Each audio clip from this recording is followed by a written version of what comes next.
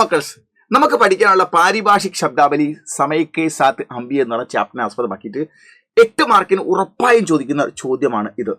ഇങ്ങനെ 8 വാക്കുകൾ തന്നിട്ട് അതിന് വലതുവശത്ത് ഹിന്ദി ഡിസോർഡർ ആയിട്ട് തരും. അതിനെ ഓർഡർ ആക്കി എഴുതാനാണ് നമുക്ക് പറയുന്നത്. 8 മാർക്കിനാണ്. അപ്പോൾ നമ്മളിത് നോക്കൂ.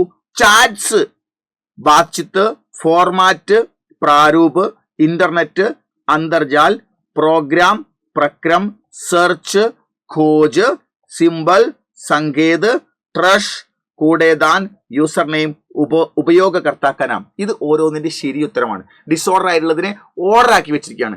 ഇങ്ങനെയുള്ള 8 എണ്ണം നമുക്ക് ചോദിച്ചിട്ട് 8 മാർക്ക് ഉണ്ടാവും. അങ്ങനെയാണെങ്കിൽ ആ 8 മാർക്ക് കിട്ടാൻ നമ്മൾ ഇത്രയും കാര്യം പഠിച്ചാൽ മതി. അതായത് ഫയൽ എന്ന് പറഞ്ഞാൽ സഞ്ചികയാണ്, ഫയൽ എന്നാണ് പറയുന്നത്. ഫോർമാറ്റ് എന്നുള്ളതിന് പ്രാരൂപം എന്ന് പറയും, മാതൃകാരൂപം എന്ന് പറയും.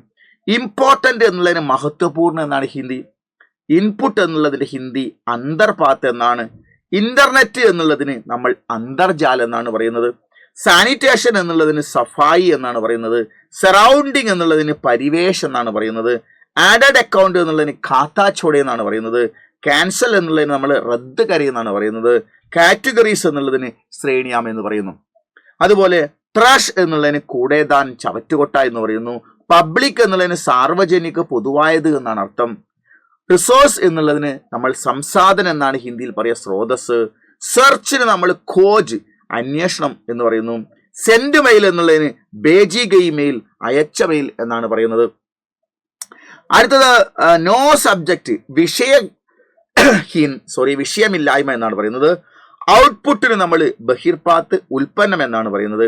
പ്രൈവസിക്ക് നമ്മൾ ഗോപനീയത, സ്വകാര്യത എന്ന് പറയുന്നു. സേവിന് നമ്മൾ സഹേജയം, സംരക്ഷിക്കൽ എന്നാണ് പറയുന്നത്. സൈൻ ഔട്ടിന് നമ്മൾ പ്രസ്ഥാൻ, അവസാനിപ്പിക്കുക എന്നാണ് പറയുന്നത്. സോഷ്യൽ എന്നുള്ളതിന് സാമാജിക ഒത്തൊരുമ എന്നാണ് പറയുന്നത്. ഓക്കെ.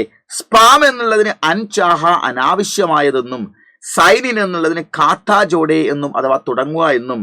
ഷെയർ എന്നുള്ളതിന് സാഞ്ചാക്കരെയും പങ്കുവെക്കുക എന്നും. സിമ്പൽ എന്നുള്ളതിന് സങ്കേതെന്നും സൂചന എന്നും. ഓക്കെ. യൂസർ നെയിമിന് ഉപയോഗകർത്താക്ക നാം അഥവാ ഉപഭോക്താവിന്റെ പേര് എന്ന കാര്യങ്ങൾ നമ്മൾ പഠിച്ചു വെച്ചാൽ ഈ 8 മാർക്ക് നമുക്ക് സുന്ദരമായിട്ട് നമുക്ക് എഴുതിയെടുക്കാൻ പറ്റും. ഓക്കെ. അപ്പൊ ഇത് നിങ്ങൾ കൃത്യമായിട്ട് വീണ്ടും വായിച്ച് പഠിക്കുക. ഓക്കെ. ബൈ.